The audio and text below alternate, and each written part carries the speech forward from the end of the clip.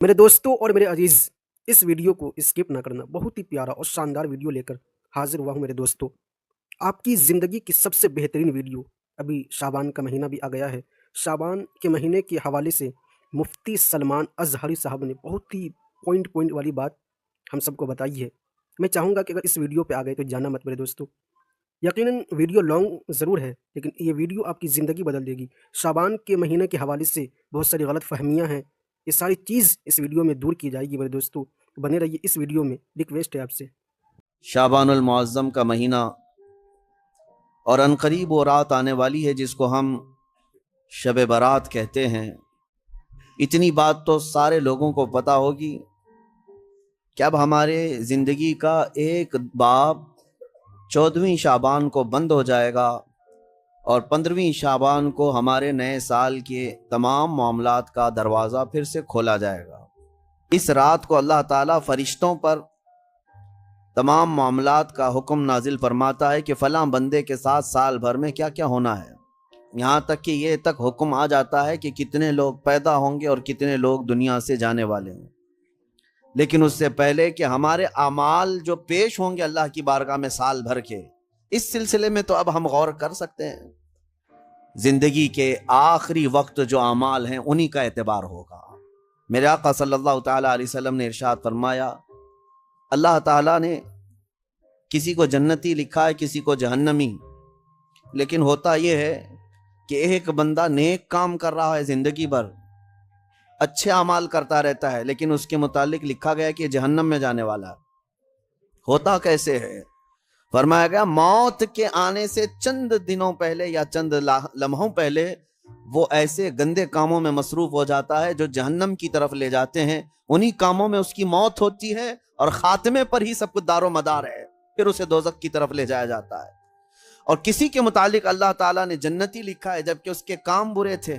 فرمایا گیا کہ وہ برے کاموں میں مصروف تو رہتا تھا، لیکن موت سے پہلے اچانک وہ اللہ کی طرف آ گیا، یہ محافل میں بیٹھنے لگ گیا، اور اسی اثنا میں اس کی موت ہوئی تو آخر میں جو کچھ کرتا تھا اسی کا اعتبار کیا جائے گا اور اسے جنت بھیج دیا جائے گا۔ میرے عزیزوں، اب 15ویں شعبان سے پہلے اس سال جو کچھ بھی گزرا ہے اس پر اب ایک دروازہ بند ہوگا اور اللہ کی بارگاہ میں اس سال کی کتاب پیش ہوگی، یعنی شمسی سال کے اعتبار سے، انگریزی مہینوں کے اعتبار سے 2022 اور 23 انکم ٹیکس کا حساب ایسے ہی چلتا ہے، 20-21 21-22 22-23، اس طرح سے آپ کا 22 اور 23 کا حساب 4 دن کے بعد اللہ کریم کی بارگاہ میں جانے والا ہے۔ ہو سکے تو جیسے ہمارے بزرگوں کا معمول ہے، ہم 14 شعبان کو بھی 15 شعبان کو بھی روزہ رکھ لیتے ہیں۔ وجہ کیا ہے؟ بعض لوگ خامخواہ ہم سے بحث کر رہے ہیں، اس کی دلیل کہاں ہے، اس کی دلیل کہاں ہے، یہ کہاں سے ثابت ہے، وہ کہاں سے ثابت ہے۔ ان کو شب برات کے روزوں کے متعلق بڑی عجیب سی بات ہے۔ بات صرف اتنی سی ہے کہ ہماری تمنا یہ ہے کہ ہمارے اعمال جب اللہ کی بارگاہ میں جا رہے ہوں 14 شعبان کو، اس وقت بھی ہم روزے کے عالم میں ہوں، اور جب ہمارا نیا سال شروع ہو رہا ہو اس وقت بھی ہم روزے کے عالم میں ہوں۔ کیا یہ بہتر طریقہ نہیں ہے؟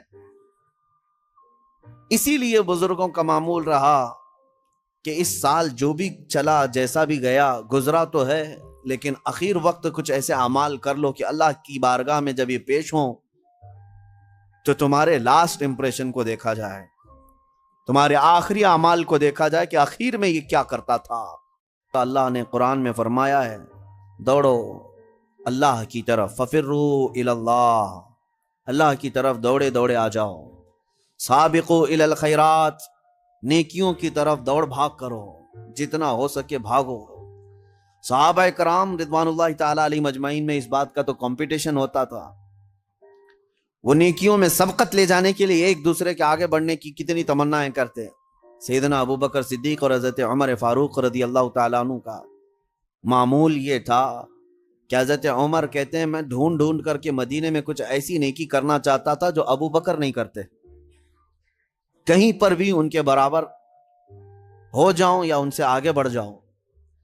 بڑی مشکل سے حضرت عمر کو ایک گھر ملا، ایک بوڑھی عورت جس کا کوئی نہیں رہتا تھا، حضرت عمر نے طے کر لیا کہ اس کے بیوہ عورت ہے، اس کے گھر کا سارا کام میں کر دوں گا، کسی کو پتہ بھی نہ چلے۔ وہ فجر میں نماز کے بعد جا کر دیکھے تو اس عورت کا سارا گھر کا کام پہلے سے کیا ہوا ہے۔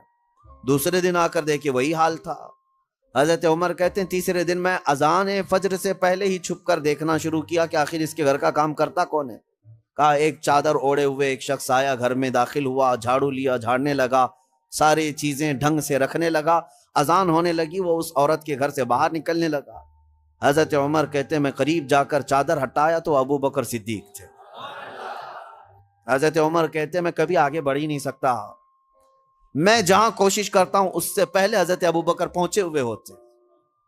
جب آپ کی خلافت کا وقت تھا تب آپ نے اعلان کیا، حضرت عمر فاروق نے، کوئی ایسی نیکی جو ابو بکر کرتے تھے اور میں نہیں کر رہا ہوں تو لوگوں مجھے بتا دو تاکہ میں برابر ہو جاؤں۔ کسی ایک صاحب نے کھڑے ہو کر کہا حضرت ابو بکر جب خلافت کرتے تھے ان کے زمانے میں وہ سب کے حقوق ادا کرتے، لیکن روزانہ وہ دوپہر کے وقت اپنے ہاتھ میں توشادان لے کر جنگل کی طرف جاتے اور پتہ نہیں کسی کمزور یا کوئی معذور یا محتاج کو کھلا کر آتے، لیکن ہمیں یہ نہیں معلوم کس کو کھلاتے تھے۔ یہ حضرت ابو بکر کا معمول تھا۔ دوسرے دن حضرت عمر نے اپنے گھر سے توشادان لیا، روٹی سالن، اور لے کر اسی جنگل کی طرف چل پڑے۔ وہاں کس کو کھلاتے تھے کیا پتا، دن بھر ڈھونڈتے رہے، کوئی ملے، کوئی نہیں ملا۔ شام کا وقت قریب آ رہا تھا، ایک پہاڑ کی چوٹی میں ایک غار سے کسی کے ذکر کرنے کی آواز آ رہی تھی۔ دوڑ کر جا کر دیکھا کہ کوئی ہے یہاں پر مجبور۔ جیسی غار کے اندر نظر پڑی تو دیکھا ایک ایسا شخص بیٹھا ہوا ہے جس کے ہاتھ بھی کٹے ہیں، پیر بھی کٹے ہیں، اور آنکھوں سے بھی بینا نہیں ہے، اندھا ہے، نابینا ہے۔ اتنی معذوری کے عالم میں اگر کوئی بیٹھا ہوا ہے اور غار میں، تو حضرت عمر کہتے ہیں مجھے تو یقین ہو گیا کہ یہی وہ بندہ ہے جس کو حضرت ابو بکر کھلایا کرتے تھے۔ حضرت عمر کہتے ہیں میں گیا، چپکے سے جا کر بیٹھ گیا، میں نے آواز بھی نہیں کی تاکہ اس اندھے شخص کو یہ معلوم بھی نہ ہو کہ کون کھلانے آیا ہے۔ آپ نے روٹی توڑ کر سالن میں بھگوئی اور اس اندھے کو منہ میں روٹی رکھی۔ جیسے ہی اس کے منہ میں روٹی کا ٹکڑا گیا وہ چیخ کر کہتا ہے آنے والے، کیا ابو بکر کا انتقال ہو گیا؟ کون آیا ہے آج کھلانے کے لیے؟ حضرت عمر کہتے ہیں تو اندھا ہے، نابینا ہے، تجھے کیسے خبر کہ آنے والا ابو بکر نہیں ہے؟ وہ کہتا ہے اس لیے کہ ابو بکر کو پتا تھا میرے منہ میں دانت نہیں ہے، وہ اپنے منہ سے چبا کر میرے منہ میں روٹی ڈالتے تھے۔ آج تو نے پوری روٹی اٹھا کر ڈالی تو مجھے سمجھ میں آ گیا کہ آنے والا ابو بکر نہیں ہے، کوئی اور آیا ہے۔ حضرت عمر کی آنکھوں سے آنسو آئے، باہر نکل کر کہتے ہیں قسم رب ذوالجلال کی ہے ابو بکر آپ سے ایک قدم بھی میں آگے نہیں بڑھ سکتا۔ عزیزان گرامی وقار، مجھے یاد ہے بچپن میں جب چھوٹے تھے تو رمضان میں روزانہ اسکول کی جانے کے بعد یہی چیزیں ہوتی تھی، تیرے کتنے روزے ہوئے، تیرے کتنے روزے ہوئے۔ ہر ایک کے روزے ہی ایک دوسرے کو پوچھتے رہتے۔ لیکن آپ ہو سکتا ہے آپ کے ساتھ بھی ایسا ہوتا رہا ہوگا، سارے دوست جیسے 10 رمضان آ گئے، 15 رمضان آ گئے، ہر ایک کو پوچھتے رہتے ہیں کتنے ہوئے کتنے ہوئے۔ کسی کے 7 ہوئے، کسی کے 10 ہوئے، کسی کے 12 ہوئے، اور کوئی کہتا ہے پورے ہوئے ہیں، اب تک کے پورے ہوئے ہیں۔ ہم بھی اس وقت سنتے تھے، ایک دوسرے سے بات کرتے تھے، لیکن اس وقت ایک دوڑ رہتی اور گھر میں آ کر جھگڑا بھی کرتے، فلاں کے تو 10 ہو گئے، مجھے سحری میں ضرور اٹھانا، نہیں تو میں اس کے پیچھے پڑ جاؤں گا، میں اس کا پیچھے ہو جاؤں گا۔ تو یہ دوڑ کہاں سے آئی؟ یا آپسی ماحول سے ہی آئی۔ یہی انوائرمنٹ ہم چاہتے ہیں کہ نیکیوں میں سبقت لے جانے کا انوائرمنٹ ہو جائے، ماحول ایسا ہو، دوڑ لگے، صرف رمضان میں نہیں، تلاوت قرآن میں بھی۔ صحابہ کے درمیان یہی ماحول تھا۔ حدیث پاک میں ملتا ہے صحابہ کرام مسجد نبوی میں جمعہ کی نماز کے لیے جو آتے، پہلی صف کا ثواب ہے نا، حضور پاک صلی اللہ تعالی علیہ وسلم نے صرف ایک بار یہ ارشاد فرمایا کہ اگر میں تمہیں بتا دوں کہ پہلی صف میں نماز پڑھنے کا ثواب کیا ہے تو اس پہلی صف میں آنے کے لیے تم سب آپس میں تلوار بازیاں کرنے لگ جاؤ گے، جنگ ہو جائے گی تمہارے درمیان۔ تو حضور پاک صلی اللہ علیہ وسلم نے اتنا فرمایا تھا، لیکن تلواریں تو نہیں نکلتی تھی صحابہ کی۔ لیکن جمعہ کی نماز کے لیے جو صحابہ مسجد نبوی میں آتے تھے، جانتے ہیں وہ کب آتے؟ فجر کی نماز میں آ جاتے تھے۔ جو فجر کی نماز میں حاضر ہوا اسے جمعہ کی نماز پہلی صف میں ملی۔ یہ دوڑ تھی۔ میں اکثر ان بزرگوں کی تاریخ پڑھتا بھی ہوں اور ان کی کتابیں مجھے بڑی پسند بھی ہیں، یا ان کی صحبت مجھے بہت اچھی لگتی ہے، جو کثرت سے میرے آقا صلی اللہ تعالیٰ علیہ وسلم کے کمالات کا ذکر کرتے ہیں۔ دل لگتا ہے ان بزرگوں کے پاس۔ اس کی وجہ یہی ہے کہ ان کو ہم جتنا پڑھتے ہیں ہمارے اندر سے اتنا ہی عشق رسول بڑھتا چلا جاتا ہے۔ ہو سکتا ہے پہلے ایسی تمنائیں نہیں تھی، لیکن بزرگوں کو پڑھنے کے بعد کچھ اور ہی تمنائیں ہونے لگتی ہیں۔ ظاہر سی بات ہے، پیر مہر علی شاہ رحمۃ اللہ تعالی علیہ، اعلیٰ حضرت امام اہل سنت فاضل بریلوی، یہ مدینے گئے تھے حضور پاک صلی اللہ تعالیٰ علیہ وسلم کی بارگاہ میں۔ ہزاروں نہیں، لاکھوں کروڑوں لوگ آتے ہیں، اپنی اپنی تمنائیں مانگتے ہیں۔ یا رسول اللہ میں فلاں ہو گیا، آپ مجھے یہ عطا کر دیں، وہ عطا کر دیں۔ لیکن ان بزرگوں کے سوال تو یہ تھے کہ یا رسول اللہ کچھ نہیں، بس آپ اپنی قبر انور سے باہر آ کر دیدار کرا دیں۔ تجھ سے تجھی کو مانگ کر مانگ لی ساری کائنات، ان کا فلسفہ یہ تھا، تجھ سے تجھی کو مانگ کر مانگ لی ساری کائنات۔ وہ اپنے ہو گئے تو رحمت پروردگار اپنی۔ اور یہ سوال کیا، اور دونوں بزرگوں کو پہلی مرتبہ، دوسری مرتبہ، تیسری مرتبہ امید تو ان کی پوری نہیں تھی، یعنی وقتی طور پر ان کی مانگی ہوئی چیز تو سامنے نہ ملی۔ حکمتیں ہیں۔ دوسرے دن اعلیٰ حضرت فاضل بریلوی نے بھی اپنے ماتھے کی آنکھوں سے جلوہ رسول کو دیکھا۔ پیر مہر علی شاہ صاحب مدینے سے رخصتی ہو گئے، یہ کہتے ہوئے کتے مہر علی کتے تیری سنا، گستاخ آنکھیں کتھی جا اڑیاں۔ اے مہر علی، کہاں تیرا منہ اور کہاں وہ مقام؟ تیری آنکھیں کیا اس لائق ہیں کہ تو دیکھنے کی تمنا کر بیٹھا؟ پھر یہی سوچ کر کے نکلے، وادی ہمراہ پہنچے تھے۔ مکہ جانے کا راستہ ہے بدر کے قریب، وادی ہمراہ۔ عصر کی نماز سے فارغ ہوئے تھے، دیوار کے پاس میرے مصطفیٰ کا دیدار ہوا۔ پرانی دیوار کے پاس کھڑے نبی پاک صلی اللہ تعالیٰ علیہ وسلم اپنے کمالات، اپنے جلووں کے ساتھ تشریف لائے۔ اب میں آپ کو یہ بات عرض کر رہا ہوں، کیوں میں نے یہ ذکر کیا؟ ہم نے اعلیٰ حضرت کو بھی پڑھا، پیر مہر علی شاہ صاحب کو بھی پڑھا، ہم ویسے بھی عمروں پر جاتے رہے، حج پر جاتے رہے، لیکن اب جب جاتے ہیں تو یہی تمنا ہوتی ہے کہ آقا جب انہیں دے سکتے ہیں تو ہمیں کیوں نہیں دے سکتے؟ امتی تو ہم بھی ان کے ہیں۔ نبی پاک صلی اللہ تعالیٰ علیہ وسلم کی بارگاہ میں یہ تمنا کرنا اور اس طرح کی التجا کرنا کس نے سکھایا؟ انہی بزرگوں کی تاریخ نے سکھایا۔ اسی لیے میں کہتا ہوں، ایسوں کو دیکھو کہ تمہیں نیکیوں کی طرف بڑھنے کا شوق پیدا ہو جائے۔ کہ نبی پاک صلی اللہ تعالیٰ علیہ وسلم کون ہے سب کو پتا ہے، سید الانبیاء، معصوم عن الخطا، سید الرسل، امام الاولین، امام الآخرین، مالک جنت، مالک رقاب امم، ہم سب کی جانوں کے مالک۔ لیکن اس رسول، کیا آپ سب کو یہ تسلیم ہے کہ نہیں حضور کے ہاتھ میں سارے خزانوں کی کنجی ہے؟ نبی پاک صلی اللہ تعالیٰ علیہ وسلم جنتی دروازوں کے مالک ہیں، اس کے باوجود رسول اللہ دعا یہ کرتے تھے کہ اے اللہ، تو مجھے میرے نفس کو میرے حوالے ایک منٹ کے لیے بھی مت دینا، ہمیشہ اپنی حفاظت میں رکھ۔ رسول جب یہ دعا کرتے ہیں کہ میرے نفس کو میرے حوالے، پلک جھپکنے کے برابر جو وقت ہوتا ہے، حضور فرماتے ہیں لا تکلنی الی نفسی طرفت عین، یا اللہ، اے اللہ، پلک جھپکنے کے برابر کا جو وقت ہوتا ہے، اتنے وقت کے لیے بھی میرے نفس کو میرے حوالے مت کرنا، اے اللہ تو ہمیشہ اپنی حفاظت میں رکھ۔ اب اس سے آپ امپورٹنسی سمجھو، اندازہ کرو کہ جو سید الاولین والآخرین یہ کہتے ہوں کہ ایک منٹ کے لیے بھی مجھے دنیا کے حوالے نہ کر، تو پھر ہمارا اور آپ کا حال کیا ہونا چاہیے؟ اگر ہم چند دنوں کے لیے دنیا کے حوالے ہو گئے تو ہمارے اوپر کیا کیا ہتھ کنڈے نہیں آئیں گے۔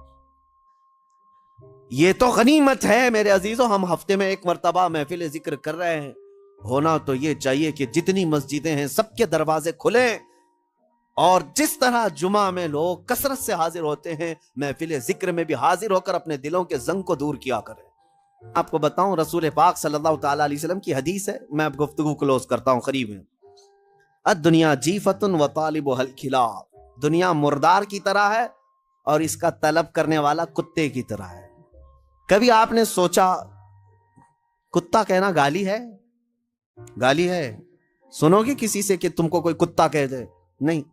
یہ اور بات ہے کہ ہم نسبت جب کسی بلند جگہ سے کرتے ہیں تو کتا بھی افضل ہوتا ہے، اگر ہم دربار رسول کا کتا کہتے تو یہ گالی نہیں، یہ فخر کی بات ہے، لیکن ویسے اگر آپ کو کتا کہہ دیا تو برا لگتا ہے. کیوں برا لگ رہا ہے؟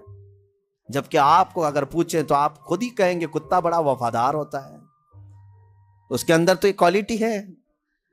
کتا اپنے مالک کو چھوڑتا نہیں، کتا اپنے مالک کے دوستوں پر بھونکتا نہیں، کتے کو دو نہ دو دروازہ چھوڑتا نہیں. اتنی اچھی اچھی کوالٹیز اس کے اندر ہے، تو کتا تمہیں کہے تو برا کیوں لگ رہا ہے؟ لیکن بہت اچھی بات ایک دانشور نے کہا ہے، کتا کہنے سے آپ کو تکلیف کیوں ہوتی ہے؟ میں بتاتا ہوں. کتے کے اندر اچھی کوالٹی سب ہیں، لیکن جب وہ کچھ کھانے لگتا ہے نا، گوشت ڈالو، مردہ کھا رہا ہو، کوئی بھی ہو، دوسرا کتا آئے تو اسے برداشت نہیں کرتا، بھونکنے لگ جاتا ہے دانت پھاڑ کر کے. بعضوں نے کہا ہے یہ انسان کا تو ہو گیا لیکن اپنی برادری کا نہیں ہو پایا، یعنی اپنے بھائی کو برداشت نہیں کیا. ارے انسان تو دوسرا ہے، اس کی جنس کا تھوڑی نہ ہے. جینڈر میل کھاتے ہیں کیا کتے کے اور انسان کے؟ نہیں ہے. لیکن کتے کی یہی عادت خراب ہے کہ وہ اپنے بھائی کو اپنے کھانے میں برداشت نہیں کر پاتا. اسی وجہ سے رسول پاک صلی اللہ علیہ وسلم نے فرمایا دنیا کا طلبگار کتے کی طرح ہے. 4-5 دن باقی رہ گئے ہیں 15ویں شعبان کو، اور اس سال کا چیپٹر کلوز ہونے جا رہا ہے. ہمارے سارے اعمال اللہ کی بارگاہ میں پیش ہوں گے، فرشتے لے کر کے جائیں گے، مولا پچھلے سال 15ویں شعبان سے لے کر اس سال کے 14 شعبان تک ان لوگوں نے یہ سارے کام کیے. اب تمہیں پتا ہے، اللہ کو پتا ہے کیا کیا کیے. تم نے کتنی نمازیں چھوڑی وہ بھی لکھا ہوگا، کتنے روزے تم نے رمضان میں پچھلے مس کیے وہ بھی لکھا ہوگا، کتنے زکوٰۃ دبا کر کون بیٹھا ہے وہ بھی لکھا ہوگا، کتنے تم نے لوگوں کے مال کھائے وہ بھی لکھا ہوگا، کتنوں پر غلط نگاہ ڈالی وہ بھی لکھا ہوگا، کتنوں کے ساتھ دھوکہ کیا ہے وہ بھی لکھا ہوگا. یہ تمام چیزیں تو اس میں لکھی ہوئی ہیں، اور اسی حالت میں اب یہ جانے والے فرشتوں کے ہاتھوں اللہ کی بارگاہ میں. وہ اللہ کے فرشتے ہیں، لا یعصون اللہ ما امرہم ویفعلون ما یؤمرون. اللہ نے جس بات کا انہیں حکم دیا اس میں ایک رتی برابر وہ نافرمانی نہیں کرتے. جس بات کا انہیں حکم دیا گیا وہی کرتے ہیں. وہ اپنی ڈیوٹی کے پکے لے کر جائیں گے، ابھی سب کے اعمال لے کے جائیں گے. پیچھے گھوم کر کے دیکھ لو سال بھر میں کیا کیا کیے ہو، تمہیں اچھی طرح سے معلوم ہوگا کس مہینے میں کیا کیا عمل ہوئے ہیں. بھول جاتے ہو تو یہ اور ایک بڑا عذاب ہے. ایک چیز ہے، قرآن میں اللہ نے فرمایا ان الحسنات یذہبن السیئات. کچھ نیکیاں ایسی ہیں کہ اگر تم کرو گے تو برائیوں پر پانی پھیر دیا جائے گا. رپورٹ تو وہ لے کر ہی جائیں گے، لیکن 4 دن میں کچھ ایسا کرو کہ اس رپورٹ کے اوپر صرف اور صرف تمہاری نیکیاں ہی درج ہوں، باقی سارے گناہ ویسے ہی مٹا دیے جائیں. یہ ہو سکتا ہے آج کے ذکر کو بھی نہایت ہی خلوص کے ساتھ اللہ کی بارگاہ میں اپنے پچھلے تمام گناہوں سے توبہ کرتے ہوئے کھڑے ہو جاؤ، اور اس کے بعد یہ عہد بھی کرو کہ اے اللہ میں سچی توبہ کے ساتھ تیرے دربار میں آیا ہوں. میں جب جب بھٹکوں، جب جب میرا قدم ڈگمگائے، آج اتنی دعا ہے کہ مولا میرے قدموں کو سنبھال لے اور مجھے دنیا میں ڈوبنے سے بچا لے. جب تک زندہ رہوں اپنی رحمت میں جگہ دے، جب آنکھیں بند ہوں تو دامن مصطفیٰ میں مجھے جگہ عطا کر دے. کیا آپ یہ سمجھتے ہوں گے کہ صرف روح ہے اور جسم نہیں ہے؟ تو کیا مطلب ہے روح کا؟ لیکن روح اور جسم کا جب کمپیریزن ہوگا تو روح اس میں بہت بلند و بالا ہے. اس کی وجہ یہ ہے کہ روح کے نکل جانے کے بعد جسم زیادہ دیر تک نہیں سلامت رہ سکتا. چند گھنٹے، چند دنوں کے بعد اس کے اندر سڑن پیدا ہوگی اور یہ سڑ گل جائے گا. روح کے نکلنے کے بعد جسموں کی کوئی اوقات نہیں رہ جاتی، جسم سب مٹی میں مل جاتے ہیں، گل جاتے ہیں. نبیوں کے اور شہیدوں کے جسموں کو چھوڑ کر بات کر رہا ہوں عام طور پر. لیکن روح کیا چیز ہے؟ اللہ تبارک و تعالیٰ فرماتا ہے قرآن پاک میں، اے محبوب آپ سے یہ روح کے بارے میں پوچھتے ہیں یہ کیا ہے؟ آپ فرما دیں روح اللہ کے حکم کا نام ہے. روح اللہ کا حکم ہے. تو روح جس کے اندر موجود ہے اس کے ساری چیزیں ایکٹیو ہیں، سب چیزیں حرکت کر رہی ہیں، حتیٰ کہ آپ سننے کی جو طاقت رکھتے ہیں اس لیے کہ روح آپ کے جسم کے اندر ہے، اور میں بول رہا ہوں یہ طاقت ہے اس لیے کہ روح ابھی موجود ہے۔ ہاتھ اٹھ رہا ہے، پیر چل رہے ہیں، زبان مزہ چکھ رہی ہے، آنکھیں جھپک رہی ہیں، یہ ساری حرکتیں روح کے ہونے کی وجہ سے ہیں۔ روح کا تعلق ختم ہو جائے تو جسم یہ سارے حرکتیں نہیں کر سکتا۔ اب میں آپ کو بتا رہا ہوں، تھوڑی سی چیزیں آپ توجہ لے لیں۔ روح جب ہمارے جسم کے اندر ہے تو ہم کیا کیا کر سکتے ہیں، اور روح نکل جانے کے بعد کیا نہیں کر سکتے، یہ دماغ میں رکھیے آپ۔ ایک مردہ نہ ہاتھ اٹھا سکتا ہے، نہ پیر اٹھا سکتا ہے، نہ آنکھ کھول سکتا ہے، نہ زبان سے چکھ سکتا ہے، کچھ نہیں کر سکتا۔ لیکن روح ہونے کے وقت آپ بھی اور ہم بھی کیا کیا کر سکتے ہیں؟ ہم اپنا ہاتھ بھی اٹھا سکتے ہیں، پیر سے جہاں تک چاہے چل سکتے ہیں، بول سکتے ہیں، سن سکتے ہیں، دیکھ سکتے ہیں، سب ہے۔ روح ہونے کے وقت اتنا سب جو کر سکتے ہیں، یہ اتنا ہی نہیں بلکہ میں آپ کو بتا دیتا ہوں، اس روح کی اگر کوئی تربیت کرتا ہے تو یہ روح اس کو اتنی طاقت عطا کرتی، اتنی کہ وہ جو سامنے حرکتیں ہو رہی ہیں ہاتھ پیر ہلانے کی، یہ بڑھتے بڑھتے بڑھتے اتنی ہو جاتی ہے کہ اس کے لیمیٹیشن ہی نہیں ہے۔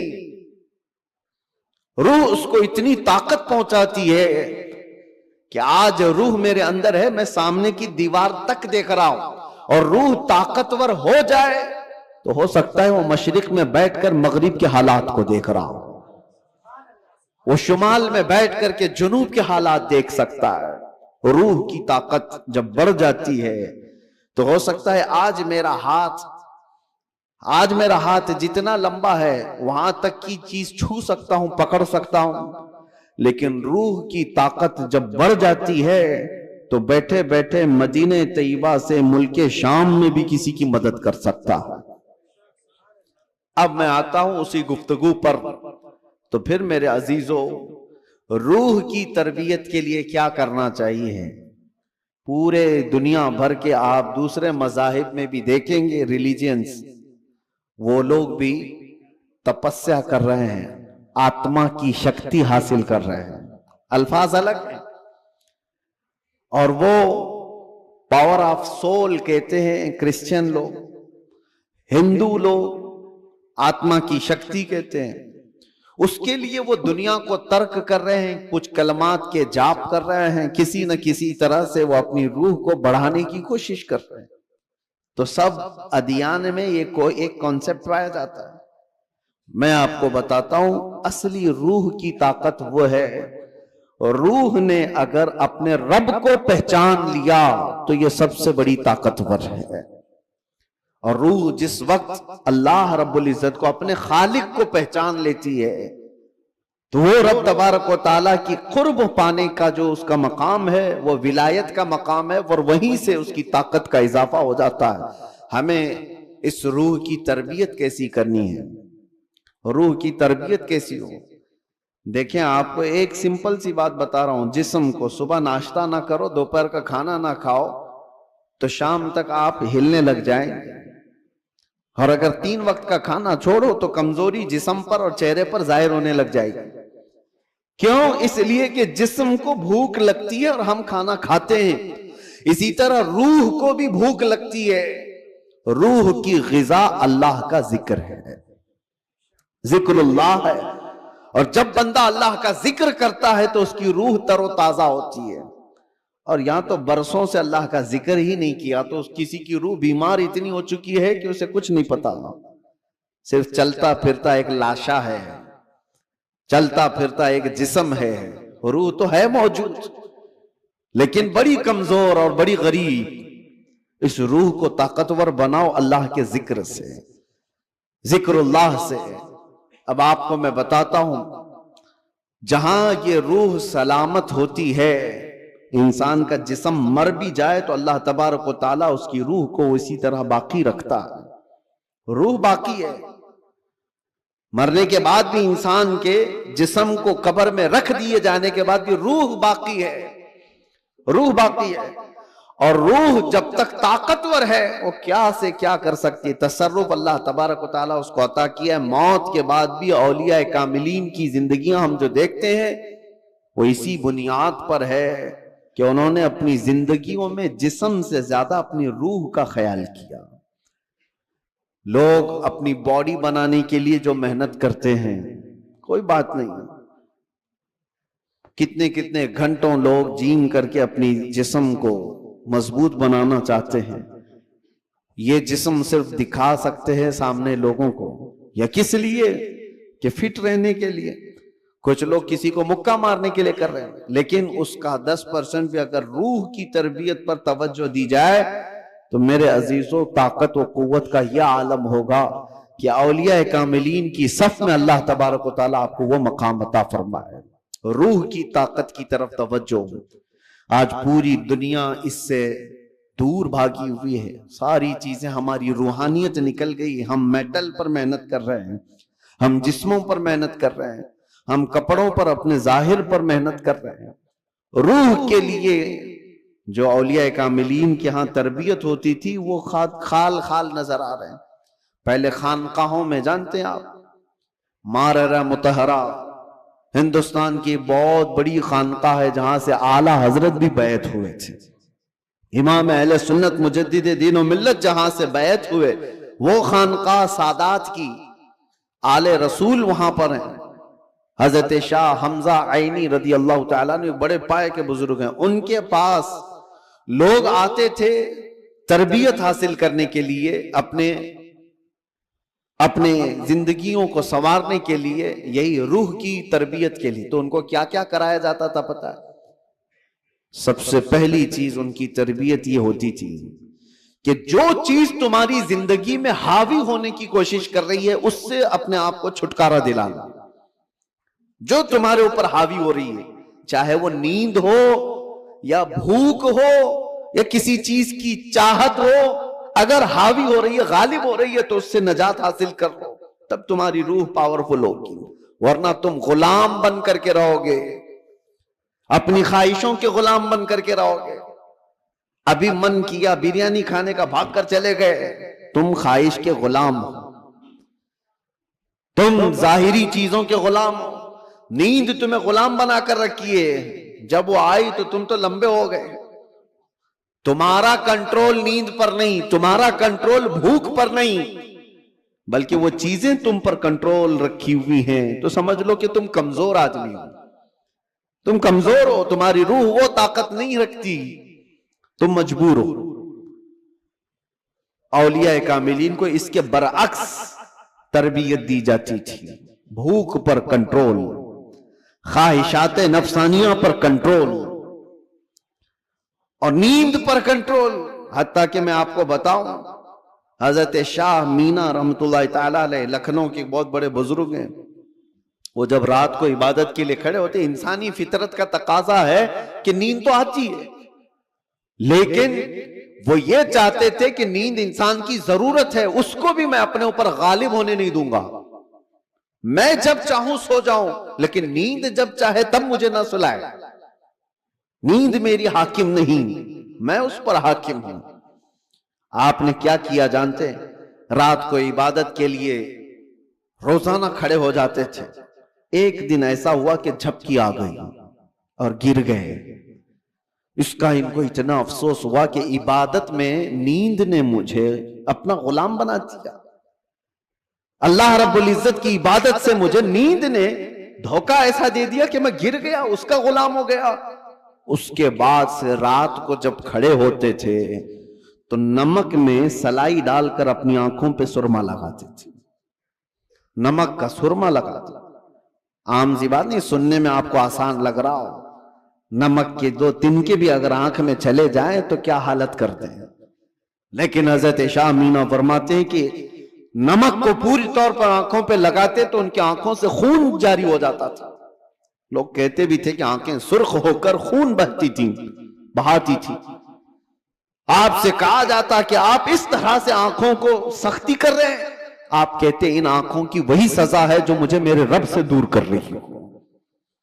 نیند کا غلبہ مجھے لا کر کے اپنا غلام بناتی ہوں.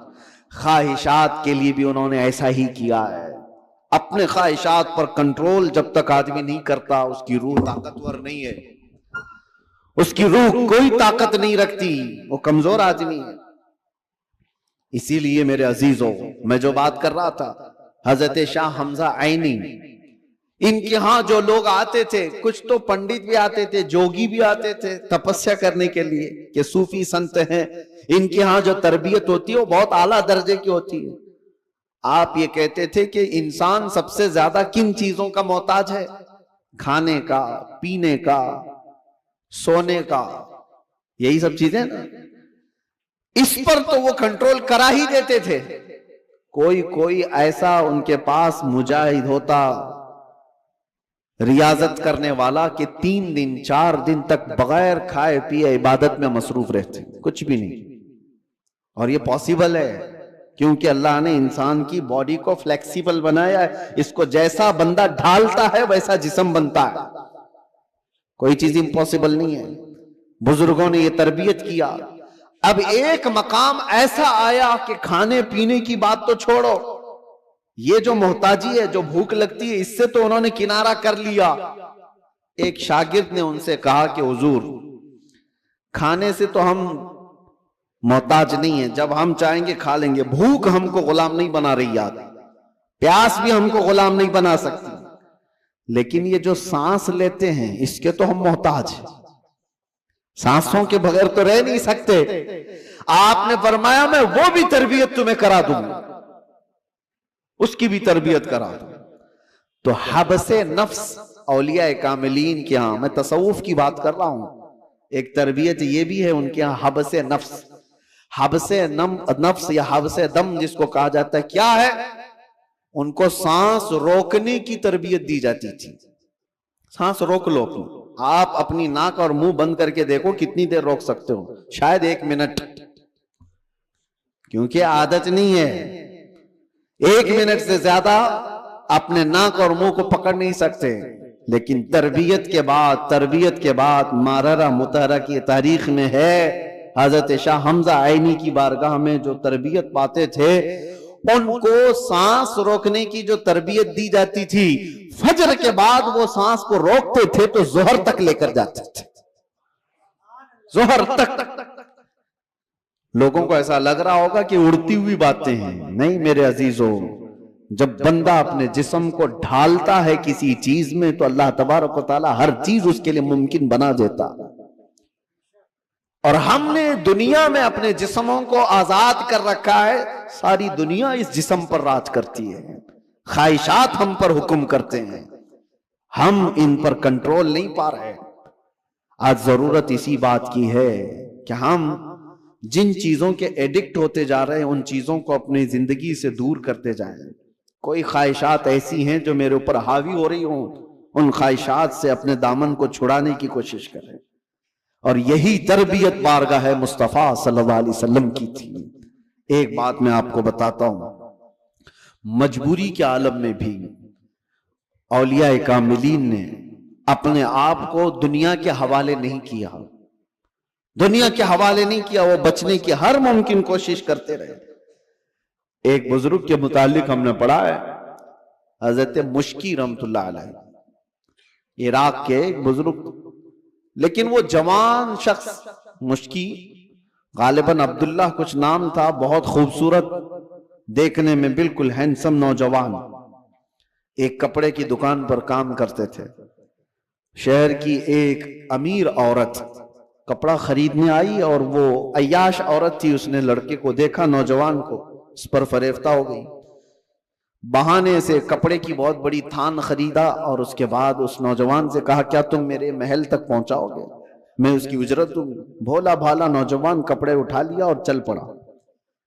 اس خاتون کے گھر جب پہنچے تو اس نے کپڑے کی وہ تھان اندر رکھوائی اور کمرے میں اسے بلا کر دروازے بند کر دیے, اور اس کے بعد اس نوجوان سے کہا کہ تو اب آزاد نہیں ہے, تو میرے پاس قید ہے, میں تجھے یہاں پر اس بہانے سے لے آئی ہوں, تجھے جو چاہیے وہ میں دے دوں گی, مال دولت جو بھی ہے, لیکن میری خواہشات پوری کر دے. وہ کانپنے لگ گئے, اللہ کا خوف, اللہ کا ڈر, جس کی روح مضبوط اور طاقتور ہوتی ہے ہر مصیبت سے اس کو کسی نہ کسی طرح بچا لیتی ہے، اللہ کا فضل ہوتا ہے۔ اس نوجوان نے کہا یہ ہرگز میں نہیں کر سکتا، میں نہیں کر سکتا۔ اس خاتون نے کہا تو پھر تم یہاں سے بچ کے بھی نہیں جا سکتے، کسی حالت میں تم بچ کے بھی نہیں جا سکتے، اور نہ کسی کو پتا ہے کہ تم یہاں اندر ہو۔ کل کو میں یہ الزام بھی لگا سکتی ہوں کہ تم نے میری عزت کو تار تار کیا ہے، اور تمہیں میں پھانسی کی سزا بھی دلا سکتی ہوں۔ اس نوجوان کی مجبوری دیکھیں کہ خاتون نے ایسے اس کے اوپر حاوی ہونے کی کوشش کی کہ کسی بھی طرح سے اس کو گناہ کی سرزمین پر دھکیل دے، لیکن یہ نوجوان ہے، اچانک نہ جانے دل و دماغ میں کیا خیال آیا، کہا کہ ٹھیک ہے مجھے استنجا کرنا ہے، طہارت، ٹوائلٹ جانا ہے۔ اس نے کہا یہیں اندر ہی ہے، اندر تم فارغ ہو جاؤ۔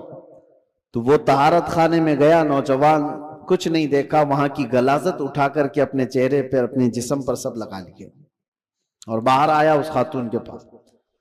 اس عورت نے دیکھا کہ بدبو اور یہ غلاظت یہ جسم پر، وہ چیخ مار کر دروازے کھولتی ہے کہ کوئی پاگل آیا، اس کو گھر سے نکالو، جلدی یہاں سے نکالو اس کو۔ تو سارے لوگوں نے پکڑ کر کے ان کو نکال دیا کہ پاگل نوجوان گھر کے اندر کیسے گھس آیا۔ ان کو اس کی نہیں پڑی تھی کہ مجھے لوگ پاگل کہیں، لوگ میری بدبو کو دیکھیں، لوگ مجھے غلاظت ملا ہوا شخص کہیں، کچھ فکر نہیں تھی۔ اور نوجوان وہاں سے نکلا اور راستے میں ایک کنویں میں جا کر اس نے غسل کیا۔ روایت میں موجود ہے اس کے بعد سے ہر دن ان کے جسم سے مشک کی خوشبو آتی تھی۔ اللہ تبارک و تعالیٰ کے لیے جب بندہ اپنے جسم کو بچا لیتا ہے تو رب تبارک و تعالیٰ اس کو ہمیشہ کے لیے محفوظ کر دیتا ہے یا خوشبودار کر دیتا ہے۔ یہ بات میں اس لیے عرض کر رہا ہوں کہ جن لوگوں نے خواہشات پر کنٹرول پا لیا، وہ تھوڑی دیر کی تکلیف تو ہو سکتی ہے، لیکن ہمیشہ کے لیے اللہ عز و جل ایسی عزت بخشتا ہے کہ آپ اس کو گمان بھی نہیں کر سکتے، گمان بھی نہیں کر سکتے۔ آج ہمارے روحوں کی تربیت کی ضرورت ہے، جسم سے زیادہ روح کی تربیت کرو، اور جس کی روح غلیظ ہو گئی ہے اس روح کا لوگوں کے درمیان رہنا ایک مردے کی طرح ہے، مردے کی طرح ہے۔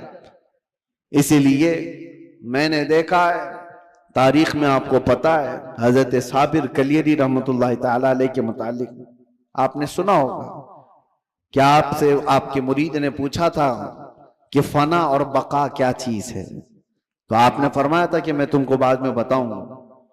فنا اور بقا، فنا کا مطلب ختم ہو گیا، بقا کا مطلب باقی رہنے والا۔ تو آپ کا انتقال ہوا، آپ کا غسل کفن سب کر کے جنازے کے لیے رکھا گیا، تو کون آگے بڑھے نماز پڑھانے کے لیے؟ صفیں لگی ہوئی تھی، ہزاروں کی تعداد میں لوگ موجود تھے۔ ایک گھوڑ سوار آئے، چہرے پر کپڑا پڑا تھا، سیدھے وہ امامت کے آگے بڑھ گئے، نماز پڑھا لیا، سارے لوگ ان کے پیچھے نماز بھی پڑھ لی، کسی نے پوچھا نہیں۔ اور وہ آئے ہوئے بزرگ نماز جنازہ پڑھا کر نکل رہے تھے، تو ان کے وہ مرید خاص جو صابر کلیری کے تھے، انہوں نے ان کو پکڑا اور پوچھا آپ کون ہیں؟ ہمارے پیر و مرشد کی نماز جنازہ پڑھانے والے آپ کون ہیں؟ اچانک آئے اور پڑھا کر جا رہے ہیں۔ کپڑا انہوں نے چہرے سے ہٹایا تو وہ صابر کلیری ہی تھے، صابر علاء الدین کلیری۔ ہو سکتا ہے آج کے ماڈرن زمانے میں لوگ اس کو کہانی سے تعبیر دیں۔ آپ نے فرمایا تم نے مجھ سے سوال کیا تھا نا فنا اور بقا کیا چیز ہے، وہ جنازے میں جو ہے وہ فنا ہے، اور یہ تیرے سامنے ہے یہ بقا۔ جس نے روح کی تربیت کی اپنی زندگی میں، اللہ تعالیٰ موت کے بعد بھی اسے تصرف عطا کرتا ہے، اسے تصرف عطا کرتا ہے۔ صحیح روایات میں موجود ہے کہ جس نے اپنی روح کو اللہ اور اس کے رسول کے حوالے کیا، اللہ اس کی جسم کی بھی حفاظت کرتا ہے، صرف روح کی نہیں جسم کی بھی۔ شہداء احد کے بارے میں دیکھیں، شہداء بدر کے بارے میں، کہ ان کے جسم بھی نہیں سڑے گلے، قبروں میں برسوں تک اسی طرح سے رہے۔ 1935 میں عراق میں بغداد کے دریائے دجلہ کے کنارے دو صحابہ کی قبریں تھیں، حضرت حذیفہ بن یمان حضرت عبداللہ بن جابر، ان کی قبروں میں پانی بھر گیا تھا تو قبریں کھولی گئی تھی. 1935 کی بات کر رہا ہوں. تقریباً 1300 سال کے بعد ان کی قبریں کھولی گئیں تو دونوں صحابی جسموں کے ساتھ صحیح سلامت آرام کر رہے تھے.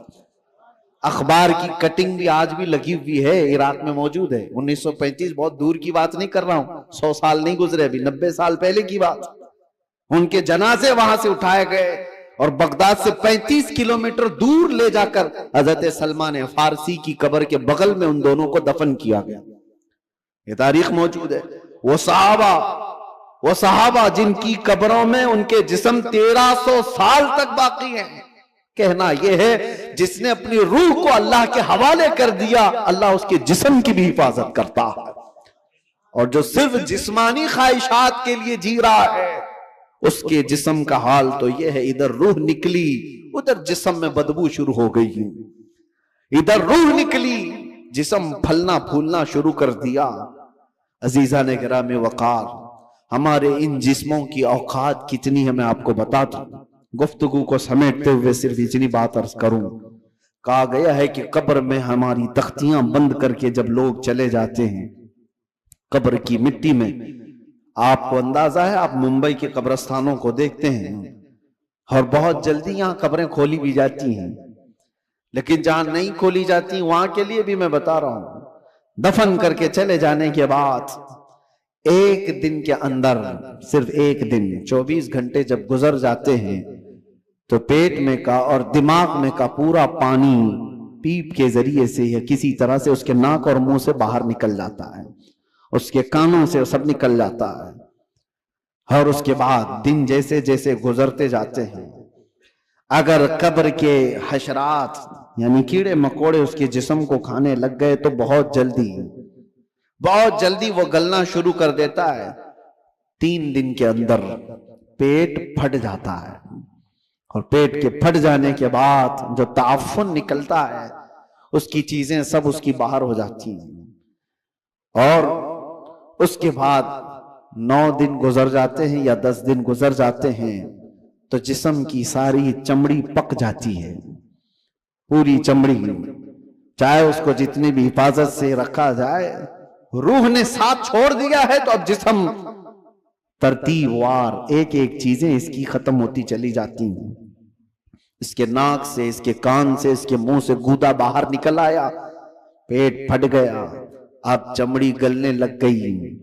پھر اس کے 40 دن گزرنے والے ہوتے ہیں کہ ہڈیاں سب باہر نکلنے لگ جاتی ہیں، دکھتی ہیں، ہڈیوں کا اظہار ہو جاتا ہے، چہرہ کسی حد تک رکھا جاتا ہے. کہا گیا کہ مہینہ گزر جاتا ہے تو کہ اس کی آنکھوں کی پتلیاں بھی باہر نکل جاتی ہیں. مہینہ 2 مہینہ گزرتا ہے کہ اس کے بعد پھر جسم کے اندر جتنی نرم چیزیں تھی سب نکل جاتی ہیں، پھر ڈھانچہ باقی رہ جاتا ہے. اور ڈھانچہ، ہڈیاں بھی اپنے آپ میں ٹوٹنے لگ جاتی ہیں. اس کے پیروں کی ہڈیاں اس کے کمر سے الگ ہو جاتی ہیں، اس کے گھٹنے سے اس کے ران کی ہڈیاں الگ، اس کے بازوؤں کی ہڈیاں الگ. اسی لیے 6 مہینے سال بھر کے بعد جب آپ قبر کو دوبارہ کھود رہے ہوتے ہیں تو پورا ڈھانچہ کسی کو نہیں ملتا. کسی کی گھٹنے کی ہڈی، کسی کے سر کی کھوپڑی اور کسی کے پیر کی ہڈی، یہی سب چیزیں ملتی ہیں. جسم سب چھوڑ چکا ہوتا ہے. یہ وہی جسم ہے جس کو ہم گھنٹوں آئینے کے سامنے سجا رہے ہوتے ہیں. یہ وہی جسم ہے جس کے اوپر ہم اپنی محنت خرچ کر رہے ہیں، چاہے وہ جیم میں جا کر. میں نہیں کہتا کہ فٹ نہیں رہنا چاہیے، فٹ رہنا چاہیے، لیکن یہ نہیں ہے کہ کل محنت ہم اپنے جسم پر لگائیں اور روح کا خیال بھی نہیں کیا کریں. روح کا خیال ہی نہیں کیا تو یہ جسم جس وقت ساتھ چھوڑ دیتا ہے تو میرے عزیزوں بہت برا حشر ہو جاتا ہے. مولا علی کرم اللہ وجہہ الکریم ایک بار قبرستان تشریف لے گئے، قبروں کو سلام کیا، السلام علیکم یا اہل القبور. اور اس کے بعد وہ مولا کائنات ہیں، قبر والوں سے یوں کہتے ہیں کیف احوالکم یا اہل القبور، اے قبروں والے تمہارے حالتیں کیا ہیں. سعید ابن مسیب حضرت علی کے ساتھ تھے. حضرت علی رضی اللہ تعالیٰ عنہ کے شاگرد، مدینے کے مشہور تابعی سعید ابن مسیب کہتے ہیں میں مولا علی کو دیکھ رہا تھا، وہ قبر والوں سے پوچھ رہے ہیں थोड़ी ही देर के बाद आपकी आंखों से मोटे मोटे आंसुओं के कतरात निकलने लगे और हज़ारों कतार आप रोने लगे। सईद इब्ने मुसय्यिब पूछते हैं मौला अली करमल्लाहु वजहुल करीम से कि सरकार आप इनसे बात कर रहे हैं और रो किस बात पर रहे हैं? मौला अली ने फरमाया मैंने इनसे सिर्फ इतना पूछा कि तुम्हारी हालतें क्या हैं, तो कब्र वालों ने मुझे जवाब दिया, ए अली हमारी क्या हालतें पूछते हो? उस चेहरे को रब तबारक व तआला ने बिच्छुओं की ग़िज़ा बना दिया है जिसको हम सजाया करते थे। उन बालों को जिनमें हम कंघा करते थे पीप निकल आया है, कीड़े खींच रहे हैं। हमारी उन आंखों को आज खीरा कर दिया गया है, इन आंखों को सियाह कर दिया गया है। हमारे वो बाजू जिस पर हमें बड़ा नाज था हम आज हिला भी नहीं पाते और इनको बड़ी मजबूती के साथ तोड़ दिया गया है, खत्म कर दिया गया है। हजरत अली करमल्लाहु वजहुल करीम सईद इब्ने मुसय्यिब से कहते हैं कब्र वालों के ये जवाब सुनकर बताओ क्या मैं मुस्कुरा सकता हूं, क्या मैं हंस सकता हूं? तो फिर अल्लाह का खौफ है कि मैं ज़ारो कतार रो पड़ा। मेरे अजीजों, हम सब भी उसी मंजिल के राही हैं, हम भी उसी आखिरी मकान के मुसाफिर हैं जहां हम सबके साथ ये होना है। इसलिए जब तक रब तबारक व तआला ने हमारे जिस्म में रूह बाकी रखा है, इस रूह की तवज्जो करो, इसकी तरबियत करो, वरना वक्त गुजर जाने के बाद कुरान पाक में है कई ऐसे लोग हैं जो कहते हैं रब तआला से, क्या कहते हैं? लौ कुन्ना नुरद्दु, ऐ अल्लाह अगर काश एक बार हमको तू लौटा दे, कुन्ना नअमल, हम बहुत अच्छा अमल करेंगे, अमलन सालिहा, हम नेक बन करके आएंगे। लौ नुरद्दु, हम लौटा दिए जाएं, अगर एक बार हमें दोबारा दुनिया में भेज दे, हम पक्के मोमिन बन करके आएंगे, हम नेक इबादतगार बन करके आएंगे। रब ताला फरमाता है कल्ला, हरगिज नहीं, जो वक्त था वो बीत चुका, अब अमल का वक्त नहीं, अब सिर्फ हिसाब का वक्त है, अब सिर्फ हिसाब का वक्त है। इसीलिए अरबी में एक मकौला मैं पढ़ता था अपने तालिबे इल्मी के जमाने में, मैंने तो अपने सिराने पर उसको लगाया हुआ था, हासिबू कब्ल अन तुहासबू, अपना हिसाब पहले पूरा कर लो इससे पहले कि तुम्हारा हिसाब लिया जाए। अपना कैलकुलेशन पूरा करेक्ट करके रख लो कि इससे पहले कि तुम्हारा हिसाब लिया जाए। अजीजा निगरानी, आज हमारी जिंदगियां ऐसी हैं, हम इनकम टैक्स के डर से तो अपना हिसाब पूरा सही करने की कोशिश तो करते हैं, सीए को दे दिया, उसको दे दिया, सबसे पूछताछ करके कि कहीं कोई लूप होल्स ना रह जाए ताकि हम पकड़ में ना आए। बैंकों के मामलात सही कर रहे हैं कि कहीं हम ईडी के छापे में ना आ जाए, इनकम टैक्स के छापे में ना आ जाए। ये ज्यादा से ज्यादा तुम्हें क्या कर सकते हैं, जिंदगी में ही तो सजा दे सकते हैं, लेकिन इनको छुपा भी सकते हो अपने मामलात। सीए तुम्हें छोटे रास्ते भी बताता है और अलग शॉर्ट रास्ते भी बताता है, लेकिन उस रब्बुल आलमीन की बारगाह में तुम कोई हीला बहाना नहीं कर सकते। यअलमु खाइनतल अयुनि व मा तुख्फी सुदूर, वो तुम्हारी आंखों की खयानत को भी देख रहा है और दिल में छुपे हुए हालात को भी देख रहा है। उसके दरबार में क्या छुपा सकते हो? और जो फरिश्ते तुम्हें कब्र में पूछने आएंगे वो रिश्वत भी नहीं लेते, वो किसी के बारे में सिफारिश को कबूल भी नहीं करते। उनका हाल तो ये है जितना रब ने उनको हुक्म दिया वो पूरा करके ही रहते हैं। अगर फरिश्ता रिश्वत लेने वाला होता तो कितने तो मालदार पैसे देकर इजराइल अलैहिस्सलाम से जान तो बचा लेते, अपनी रूह निकाले जाने से बचा तो लेते। जहां बंदा डॉक्टरों को पैसे देता है, मलकुल मौत को भी तो दे सकता था, लेकिन पूरी दुनिया को ये मालूम है कि फरिश्ता रिश्वत नहीं लेता, ना ही ये किसी को एक मिनट आगे पीछे होने देता है। जब ये सारे मामला तय हैं और सबको मालूम है, तो आओ मेरे अजीजों उस बारगाह मुस्तफा सल्लल्लाहु अलैहि वसल्लम में, जहां मेरे आका सल्लल्लाहु ताला अलैहि वसल्लम ने इंसानों की तरबियत फरमाई, उनकी रूह की तरबियत फरमाई। वो कौन थे जो सहाबा बने? शराब की जिंदगियां उनकी भी थी, जुए की जिंदगियां उनकी भी थी, बच्चियों को पैदा होते ही गर्दन मरोड़ करके मार देने वाली जिंदगियां उनकी भी थी, माँ और बहनों को बाजारों में नीलाम कर दिया जाता था, अरब की ये जिंदगी थी। लेकिन एक अरब ने आदमी का बोलबाला कर दिया, खाक के जर्रों को हमदोशे सुरैया कर दिया। खुद न थे जो राह पर औरों के हादी बन गए, क्या नजर थी जिसने मुर्दों को मसीहा कर दिया। मेरे आका सल्लल्लाहु ताला अलैहि वसल्लम ने फिर उनको किस मकाम पर पहुंचाया? یہ وہ عرب کے بدو لوگ تھے جن کو دنیا وحشی کہتی تھی، مگر میرے مصطفیٰ صلی اللہ علیہ وسلم کی تربیت میں آئے تو پھر مقام یہ بنا اصحابی کالنجوم۔ خود میرے آقا نے فرمایا میرے صحابہ ستاروں کی مانند ہے، جس کی بھی پیروی کرو گے ہدایت پا جاؤ گے۔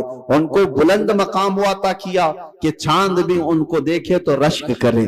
وہ مقام میرے آقا کی اس جلوت خانے میں، اس خلوت گدے میں ہوا ہے۔ اسی لیے دنیا کی یونیورسٹیاں، دنیا کے اسکول جسم تو بنا سکتے ہیں، اور مدینے کا دربار تمہاری روح کو بناتا ہے، روح کو بناتا ہے۔ بارگاہ مصطفیٰ صلی اللہ علیہ وسلم میں ہم اپنے آپ کو سرنڈر کریں، اور اسی لیے میرے آقا نے فرمایا لا یؤمن احدکم حتی یکون ہواہ تبعا لما جئت بہ۔ اس وقت تک تم میں سے کوئی بھی مومن نہیں ہو سکتا جب تک اپنی خواہشات کو میری مرضی کے مطابق نہ بناتے۔ جب تک آپ اپنی خواہشات کو رسول اللہ کی مرضی کے مطابق نہیں کرتے تب تک تو پکے مومن بھی نہیں ہیں۔ اسی لیے آج یہ عہد کرو کہ ہمارا جینا مرنا حضور کی مرضی کے مطابق ہوگا، حضور پاک کی مرضی کے مطابق ہو تو پھر روح بھی طاقتور ہوگی۔ اسی لیے میرے مرشد نے کہا زندگی یہ نہیں کسی کی کسی کے لیے، زندگی ہے نبی کی نبی کے لیے۔ ارے نہ سمجھ مرتے ہیں زندگی کے لیے، جینا مرنا ہے سب کچھ نبی کے لیے۔ یا رسول اللہ دہن میں زبان تمہارے لیے، بدن میں ہے جان تمہارے لیے، ہم آئے یہاں تمہارے لیے اور اٹھے بھی وہاں تمہارے لیے۔ جب بندے کا یہ عقیدہ بن جائے تو پھر دیکھو اس کی زندگی میں انقلاب کیسے آتا ہے۔ رب تبارک و تعالی ہم سب کو ہمارے کمزور جسموں سے نجات عطا کر مضبوط روحانی طاقت عطا فرمائے۔ مولا کریم ہماری آنکھوں میں نور مصطفیٰ عطا فرمائے، ہمارے دل کو وسوسوں سے محفوظ فرمائے، ہمارے بازوؤں میں قوت حیدری عطا فرمائے۔ مولا کریم اس پوری امت کو اصلاح کی توفیق عطا فرمائے۔ رب العالمین ہمارے درمیان صلاح الدین پیدا فرما، ہمارے درمیان خالد ابن ولید کے نقش قدم پر چلنے والا جوان عطا فرما، صحابہ کا سچا شیدائی عطا فرما، غوث و خواجہ کا غلام ہمارے خاندانوں میں عطا فرما۔ رب العالمین ہماری جمعہ کو قبول فرما، حاضرین کے سجدوں میں لذتیں عطا فرما۔ وآخر دعوانا ان الحمدللہ رب العالمین۔ السلام علیکم۔